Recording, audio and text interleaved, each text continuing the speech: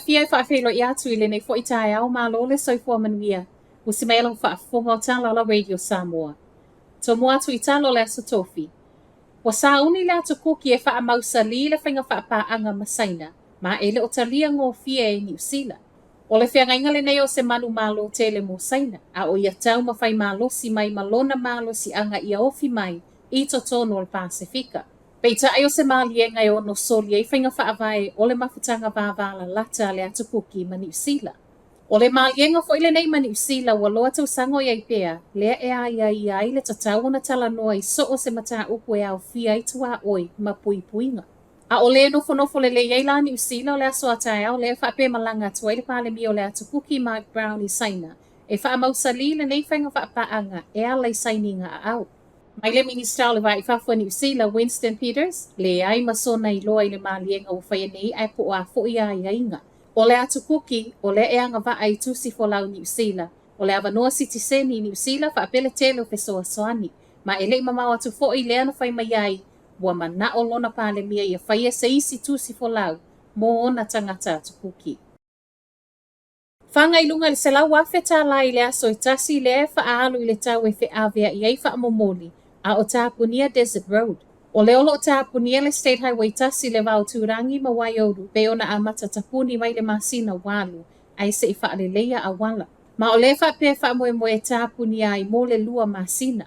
O se suinga mo wha ta amilo ai le a wala mo ta avale whewai I ma I wha atusa tusanga le waka kotahi e o atu I le wha se fulu minute le umi wha au popo le o iai. O le a wala le nei Desert Road e tusama le wha feta avale uia I totono le aso I tasi. Ma o lea wha ia tusa ma le luas fun ma le tolu pasene o ta avale nei o loli. Pe tusa lea ma le valu se lau I to tono le aso I tasi.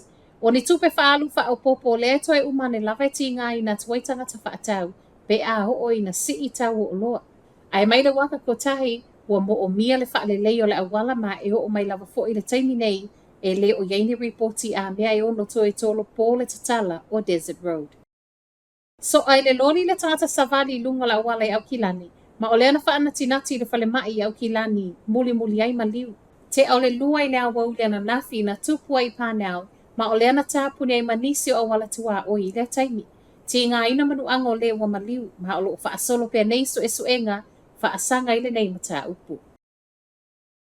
O lo o ta oto ti ngā ina I whale mai le tinana wha o lima iai se tasi I le paka I kalai esteti. Reporti e leo o le ana mau e se tasi le tina ma ona manu anga I Richmond Village Green ma e tu wha atasia tala o tae au lo o whaia peso e suenga I le nofuanga na mawai. O le ana awina atu I whale mai kalai estete le tina I se tūlanga ti ngā ina tele ma ua wala au mai leo I so o se tasi na te sila fia le nei mata upu e vave wha feso o ta I atu. Wha ai watu I tala mai fiti. Wa wha amauti no mai le kule sila lo ofisa o leo I fiti. Wa whaia so e suenga wha asanga I leo o tu ua ia na o latou lafua ina le tino maliu o le na I lalo la latou va ainga. Tolo sifuma le lima tau sanga le matua o le ali ia Richmond Mock o se tasi e whainga aluenga le whaitali malo. Ma o le ana maa ualo na tino maliu I se tasi o whanua tu ufua I Nandi. Reporti mai fiti o lo o tu ua ia ai leo o le ana o latou tia ina lo na tino maliu tu low I le mai a sai mai ai o na o le whaaleanga mea to tino I taimi e whaasua a vai.